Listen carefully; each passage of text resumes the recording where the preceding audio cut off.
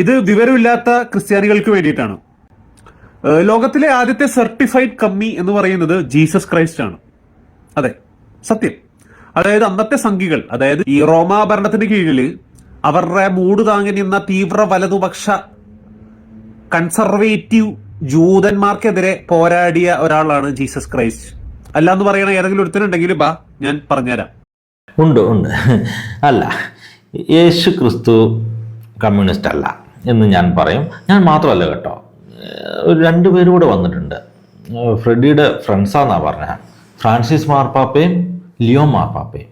Freddy ഏതായാലും ഈ രണ്ട് മാർപ്പാപ്പമാരെ വളരെയേറെ കോട്ട് ചെയ്യുന്ന ആളായതുകൊണ്ടാണ് കേട്ടോ ഞാൻ ഇവരെ കൂട്ടിക്കൊണ്ട് വന്നേക്കുന്നത്. ലിയോ മാർപ്പാപ്പയ്ക്ക് ഇതിലെന്താ പറയാനുള്ളത് നമുക്ക് ആദ്യം ഒന്ന് കേൾക്കാം. Please be careful not to use political categories to speak about faith, to speak about the church. The church doesn't belong to any political party. Rather, she helps form your conscience. The church helps form your conscience so you can think and act with wisdom and love. ഇനി Francis മാർപ്പാപ്പയ്ക്ക് എന്താണ് പറയാനുള്ളത് കൊണ്ട് നമുക്കൊന്ന് കേൾക്കാം. I can only say that the communists have stolen our flag. The flag of the poor is Christian. Poverty is at the center of the gospel.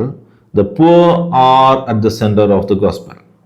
Let's take a look at Matthew 25, the protocol through which we will be finally judged.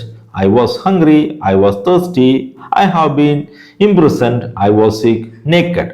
Let's take a look at the Beatitudes, another flag. Communists say that all this is communism. Sure, 20 centuries later.